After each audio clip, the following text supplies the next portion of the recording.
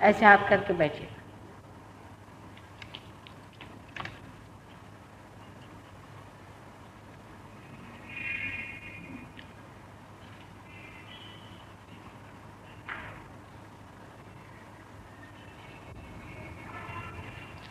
सहज योग कहने के लिए तो सहज ही है, क्योंकि कुंडलिनी इतने ज़ोर से ऊपर चढ़ जाती है और ब्रह्मरंध्र को छेद भी देती है। बहुत ही सहज है सब, और वहाँ पहुँच करके आपको आनंद भी बहुत आता है और आपके हाथ में से वाइब्रेशंस भी बहने लग जाते हैं। ये भी बहुत सहज है। इतना ही नहीं, आप दूसरों की भी कुंडलिनी उठा सकते हैं और उनको भी पार करा सकते हैं, और उससे अत्यंत आनंद भी आ जाता है।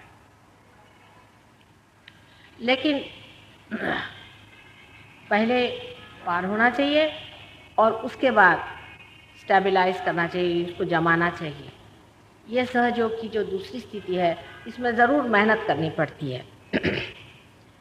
जैसे कहा गया है कि एरा गबाड़ा से कामनो है। पार होने के लिए तो सब लोग आते हैं, ठीक है, आप पार होना चाहते हैं तो उसके लिए हम तैयार हैं, जितनी भी मेहनत करनी है करेंगे। उस वक्त आपको मेहनत नहीं करनी है, पार आप हो जाते। कुंडलिनी भी ब्रह्मरंध्र को छेद देती, वो भी हो जाता है।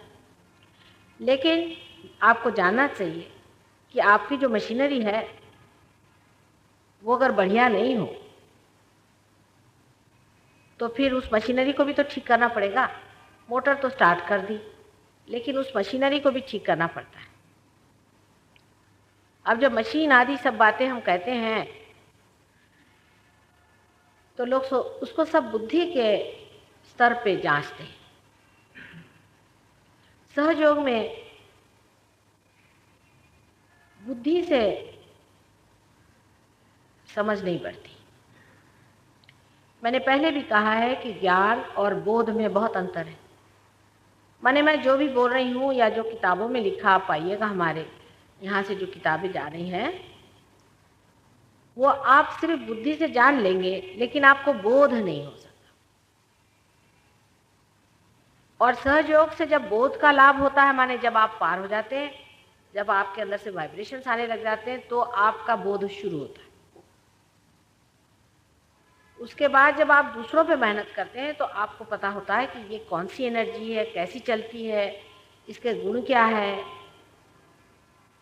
जब तक इसमें आप पूरी तरह से पक्के नहीं बैठते, तब तक ये पूरा नहीं होता मामला। इसलिए सहयोग में पार होने के बाद पूरा बैठना चाहिए। अब इसके लिए जो असल गुरु होते हैं वो लोग एक दूसरी रीत अपनाते हैं। उनका तरीका एक और होता है। वो पहले तो किसी को लेते ही नहीं अपने शिष्यों में, और अगर कोई आता भी है तो उसे पहले डंडे मारते हैं, उसको भगाते हैं, उसको उत्कारते हैं। जो असली गुरु होते हैं, नकलियों को छोड़ दो। नकली वाले तो आपको पैसा दे के बुलाएंगे और आपको बेवकूफ़ बनाएंगे और आपसे रुपया भी लेंगे। उनकी बात नहीं कर रही मैं, असल गुरु की बात कर। एक तो वो जंगल में, पहाड़ों में कहीं बैठेंगे, वहाँ अगर कोई गया बड़ी मेहनत करके, किसी तरह से उसको 2 दिन भूखा मारेंगे, फिर देखेंगे इसमें श्रद्धा क्यों, ये वाकई में चाहता है कि नहीं चाहता। तो जैसे कि शुरू में सहयोग में एकदम से बहुत से लोग आ जाएंगे कि पार होने का, आ गए। उसके बाद जमना पड़ता है। बगैर जमे आदमी में प्रगल्भता नहीं आती, मैंने मैच्योरिटी नहीं आती, मैच्योर नहीं। और जब तक वो मैच्योर नहीं होता है तब तक वो सहयोगी नहीं मानना चाहिए। तब तक वो डावाडोल चलते रहता है। डावाडोल होने के अनेक कारण होते हैं। पार होने के बाद हाथ से वाइब्रेशंस निकलने लगे। अब आपकी समझ में नहीं आया हुआ क्या, इससे लाभ क्या हुआ। बुद्धि लगी सोचने कि हाथ से निकल रहे थे, इससे क्या फर्क पड़ा मेरे। थोड़े दिन तो बड़ा रिलैक्स लगता है, शांति लगती है, पर बुद्धि जो है डाउट करने लगती है इससे क्या फर्क पड़ा। माना कि चैतन्य की लहरियाँ बहती है। जैसे कि हमने आपको 2000 रुपया दे दिया कि भाई लो भाई हमने तुमको धन दे दिया। अब आपको मालूम नहीं कि रुपया क्या चीज़ है, तो आप लेके बैठे पूछे भाई ये क्या चीज़ है बेकार की, हमको काय को दे दी। उसको जब तक आप खर्चा नहीं करेंगे, उसको इस्तेमाल नहीं करेंगे, तब तक आप कैसे जानिएगा कि ये क्या चीज़ हमने आपको दे दी। इसको इस्तेमाल करना पड़ता है। तो शुरू में अधिकतर सहयोगी जब आते हैं, मैं देखती हूँ, तो उनकी बातें ऐसी चलती हैं कि माँ मेरी ये तबीयत ख़राब है, चलो तो कुछ हो गया, हमें फ़ायदा हो गया, आपके पास आया तो उससे मेरी ये तकलीफ़ ठीक हो गई, मुझे पैर में शिकायत थी ठीक हो गई, ये शिकायत ठीक हो गई। फिर ज़रा सा आगे बढ़े, फिर शुरू हुआ लेकिन मेरी माँ बीमार है, उसको मैं ले आता हूँ, फिर मेरे बाप बीमार है, उनको मैं ले आता हूँ। ऐसा दूसरा स्तर चलता है। उसके बाद ये होगा कि मेरे पास कोई नौकरी नहीं है, घर नहीं है, इसका इंतज़ाम आप करा दो माँ, ये भी चलता है। लेकिन पहले योग को बिठाना चाहिए, क्योंकि चित्त अगर आपने और जगह ले गए तो योग नहीं बैठता। ठीक है, ऐसा हिसाब रखें कि समझ लीजिए कि एक आदमी है, वो पार हो गए और उन्होंने मुझसे कहा कि मेरा घर ठीक कर दो, ठीक हो गया। आपकी बीवी बीमार है, वो भी ठीक हो गई। बच्चे नहीं होते, चलो बच्चे भी हो गए, तो भी क्या हुआ? किसके पास घर नहीं है, किसके पास बच्चे नहीं है, किसके पास आराम नहीं है? बहुतों के पास में है। ऐसे अनेक दुनिया में हैं, उनसे क्या फायदा होने वाला है संसार? परमात्मा भी तो अपनी दृष्टि से विचार करेगा कि नहीं, कि इसको फायदा कराने से क्या फायदा, इसको इतना लाभ देने से क्या फायदा है। इसने कहा घर दे दिया। फिर जिस आदमी की तृष्णा उतनी ही रहती है, उसको घर मिल गया, वो बैठ गया, चलो भाई मेरे को तो बड़ा लाभ हुआ। हमारे फोटो, आपको विश्वास होगा, इस बम्बई शहर में कम से कम 10,000 पूजे जाते हैं, कम से कम 10,000 घरों में पूजे जाते हैं मेरे फोटो इस बम्बई शहर, कम से कम। ज़्यादा होंगे तो पता नहीं, ये लोग तो बोलते हैं कि 20,000 करीबन बिके, लेकिन कम से कम पूजे जाते हैं 10,000। अलग अलग सेंटर्स पे काफ़ी अच्छे लोग तैयार भी हुए, लेकिन इन 10,000 में से कम मेरे ख्याल से 70% लोग यही होंगे कि सुबह से शाम मेरे फोटो के आगे आकर के माँ मेरे बेटे को ठीक कर दे, तो मेरे भाई को ठीक कर दे, वो कर दे, वो कर दे, ये चलता है। पहले अपने योग को जमा लो। मैं कहती चलो 2 साल अपनी स्थगित करो बातें, और 2 साल में आप लोग अपने योग जमा लो। पक्के इसमें उतर करके, जब योग में आप उतर करके इसको मास्टर कर लोगे, तब फिर सब चीज़ें सीधी चलती हैं। लेकिन इस तरह से, क्योंकि आप डाउट्स में पड़ते हैं इस वजह से भी, और इसलिए क्योंकि आप संतुष्ट हो जाते हैं, इस वजह से आपका जो योग है आगे नहीं बढ़ता। जब तक हम हैं तब तक जितना भी अपना योग बनाना है वो बना लेना चाहिए, क्योंकि बाकी तो बनाने वाले सब हैं ही दुनिया में, योग ही बनाने वाले कम हैं।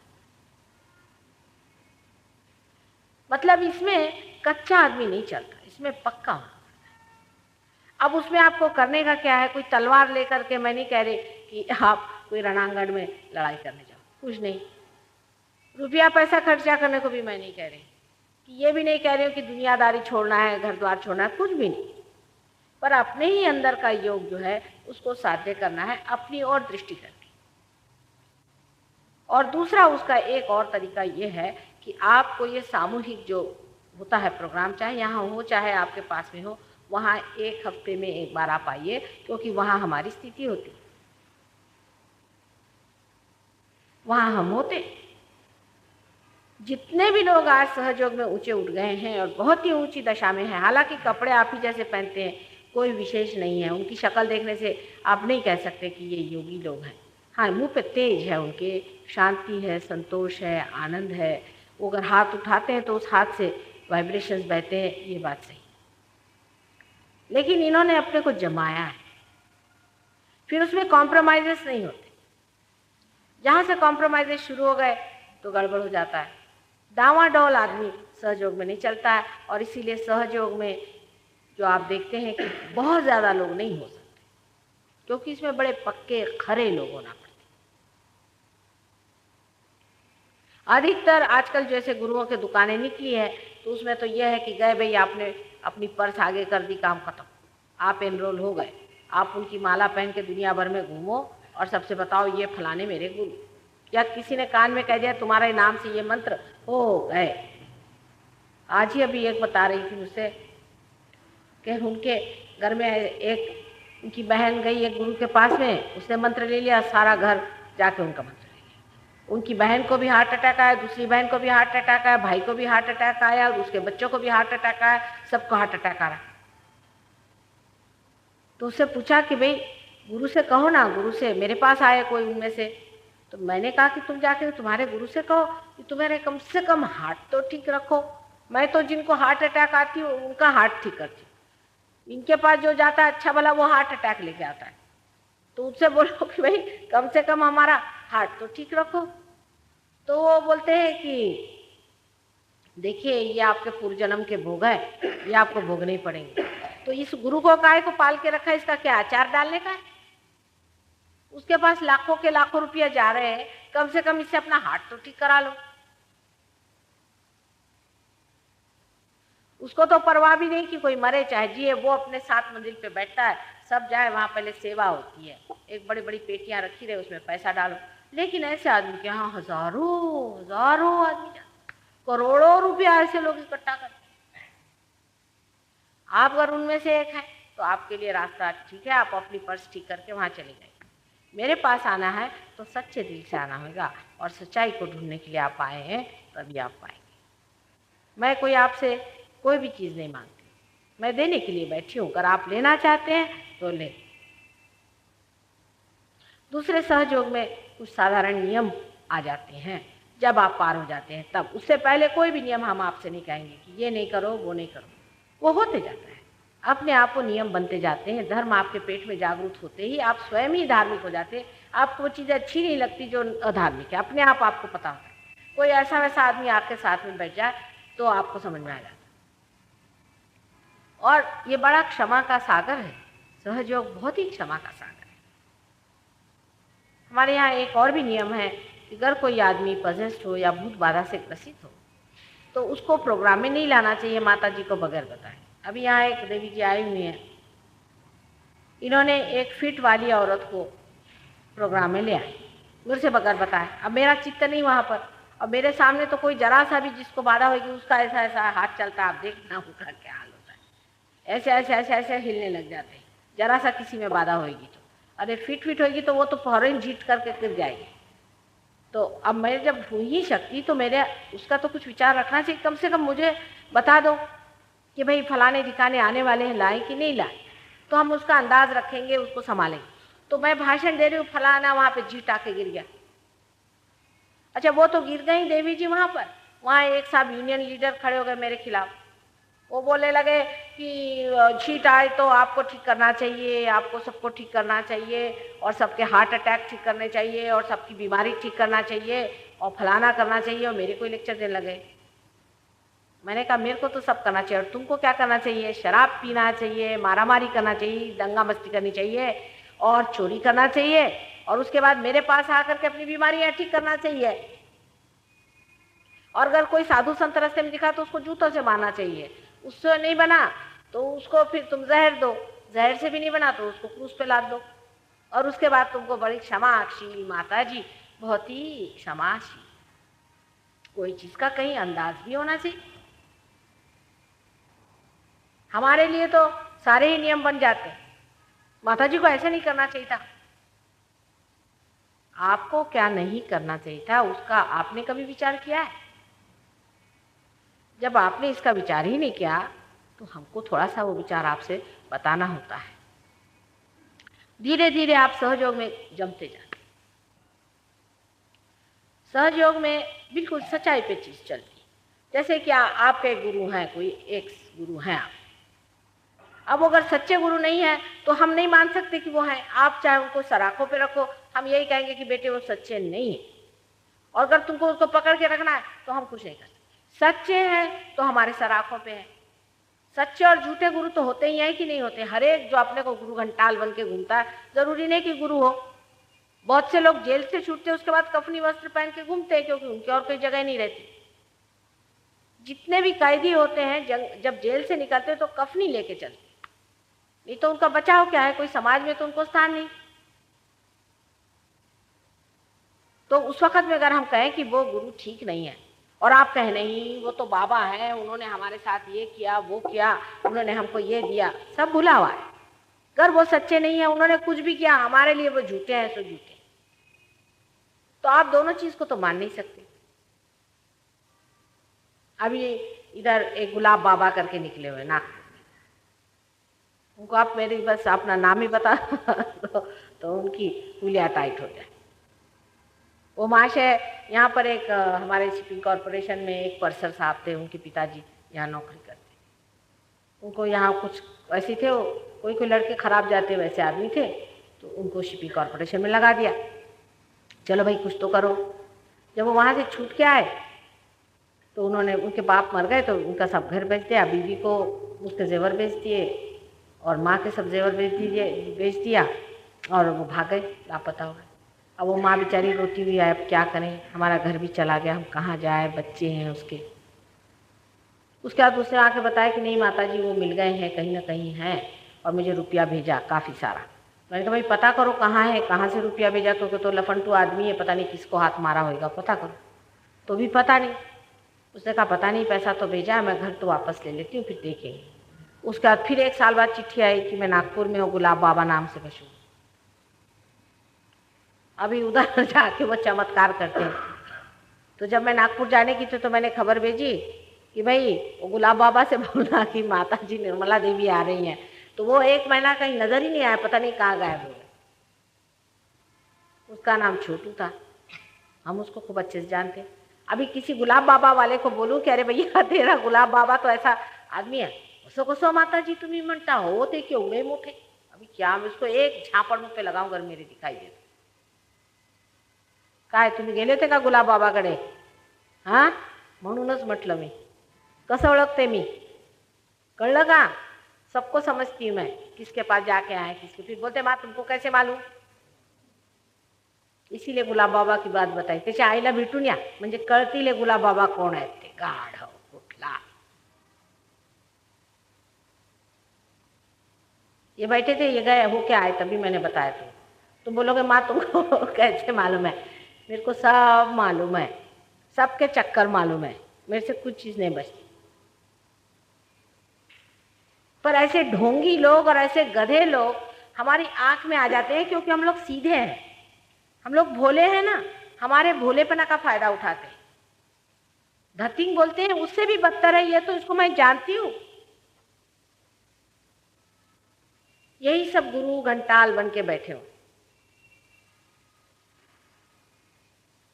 और इतना पैसा उसने बना लिया है कि उसकी माँ ने कहा कि मेरे को अब तेरा पैसा नहीं चाहिए, तो सब खराब काम कर रहा है, तो मेरा तेरे से कोई मतलब नहीं।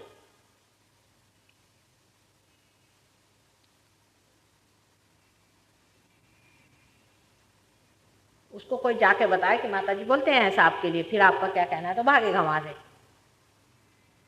अभी उसको चाहो तो पुलिस में पकड़वा सकते हैं, कोई ऐसी मुश्किल बात नहीं है। देखिए हमको ये सब धंधे करने के नहीं है। ऐसे सब 420 लोग घूम रहे हैं।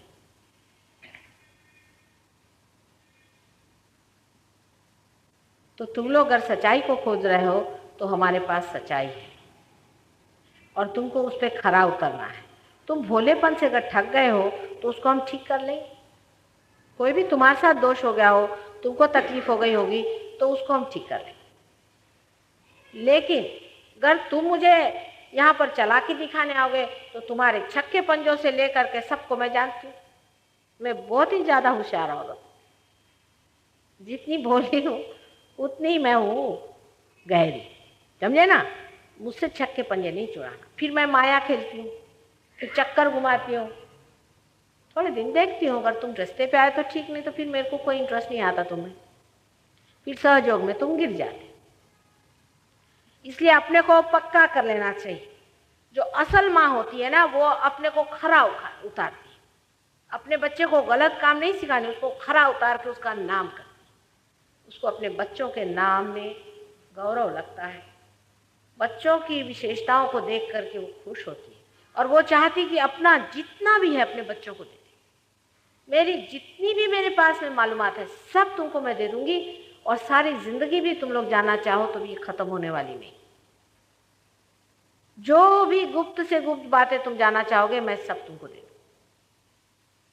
बस तुम लोग पालो इसे और इसे अपना लो। सिर्फ कहने की बात इतनी है कि सच्चाई को मानो।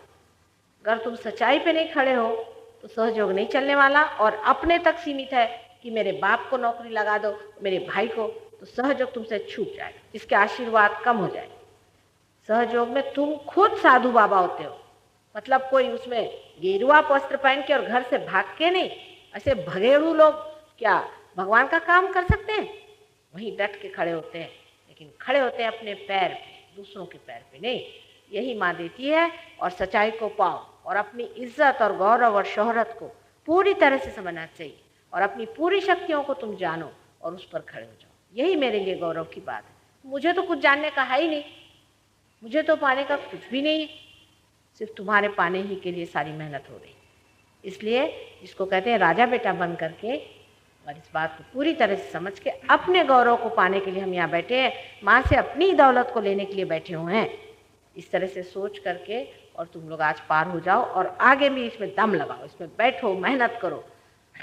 अब यहाँ पर तो भारतीय विद्या भवन में मेरे ख्याल से आज प्रोग्राम होने के बाद बहुत दिनों बाद प्रोग्राम होएगा, पर नीलांबर में 90वें फ्लोर पे जहाँ पर कि हम रहते हैं, वहाँ हम सोच रहे हैं कि हर सोमवार को शाम को कुछ न कुछ सोमवारी इथे उड़ारे का प्रोग्राम प्रत्येक सोमवारी होतो का इथे प्रत्येक मंगळवारी होतो, मग प्रत्येक सोमवारी नीलांबरला ठेव। सोमवार को नीलांबर में आप लोग जरूर आए, और वहाँ और भी लोग हैं, वहाँ और भी पहुंचे हुए लोग हैं।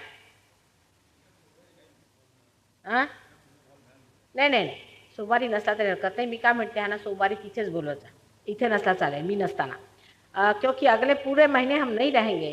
आप लोग जो नए आदमी आए इनको हम जब पार कर दें तो नीलांबर में रविवारी ठीक रहेगा शाम को, रविवार को शाम को नीलांबर में आप लोग सब जाएं, सब लोग। और वहाँ पे हमारे और शिष्य लोग जो हैं लंदन से भी आए हुए रहेंगे, वो भी रहेंगे, सब लोग वहाँ ध्यान करना। वो आपको सब बातें बताएंगे और वो हर एक चीज़ बताएंगे बारीक बारीक क्या है, और सब चीज़ सीख लो और मास्टर हो जाओ इसमें, एकदम मास्टरी आनी चाहिए। फिर जितने बाबा लोग हैं ना उनको ठीक करके छोड़ दो। और ये जो पांडवा लोग हैं इधर, और ये चर्च में बैठते हैं, मंदिरों में मस्जिदों में सब बैठ करके मुन्ना और बम्मन जो हैं, इन सब को ठिकाने लगाने का पहले सहयोग में उतर के जान लो कि तुम क्या हो, और तुम अपना पुनर्जन्म पहले साथ करके अपनी शक्ति पूरी एकत्रित करके सीखो। अब इसमें तुमको एक पैसा देने का नहीं, मैंने पहले नहीं कुछ करने का, इससे अनेक लाभ और भी हैं। सब तुम्हारी शंकाएं दूर तो होंगी, लेकिन तुम्हारी जो दूसरी अड़चनें हैं वो भी दूर हो जाएंगी। तुम्हारी आर्थिक, सामाजिक, मानसिक, बौद्धिक और शारीरिक जो भी तुम्हारी अड़चनें हैं वो भी एकदम दूर हो जाएंगी। पर पहले योग और फिर क्षेम। पहले योग को पाओ, पहले असलियत को पाओ, फिर क्षेम मिलेगा। और ये भी नहीं सोचना कि हम इस गुरु के पास गए, उस गुरु के पास गए, क्योंकि तुम खोज रहे हो तो गए, लेकिन जब सच्चाई मिलने के बाद फिर जाओगे तो फिर एक झटका मिलेगा। ये भी बात मैं कहता हूँ कि जब तुमने सच्चाई पाली और सच्चाई में उतर गए, और अगर उसके बाद तुम इधर उधर भटके तो वाइब्रेशन खो जाती। इसलिए पहले से आज ही मैं एक साथ उन पर बड़ी मेहनत की थी, और वो फिर से किसी के लेक्चर में जाके आए तो वो घबराए, माँ मेरे वाइब्रेशन खो गए, वाइब्रेशन खो गए। मैंने कहा किसके पास गए थे? कहले माँ मैं गलती से चला गया, दोस्तों ने कहा तो मैं चला गया उसके लेक्चर में। मैंने कहा उसी से जाके वाइब्रेशन मांगो, अभी दे दिए, आ गए वाइब्रेशन। लेकिन ये झटके, इसलिए अपने मन को खंबीर करके और इसमें जम जाओ। जो जमते हैं वही इसमें कुछ करते हैं, जो नहीं जमते हैं वो ऐसे ही डगमग डगमग डगमग चलते हैं। और हमारे यहाँ कुछ ऐसे भी लोग हैं 7 साल से डगई मगई चल रहे हैं, कुछ जमे ही नहीं, सुपरफिशियली चलते।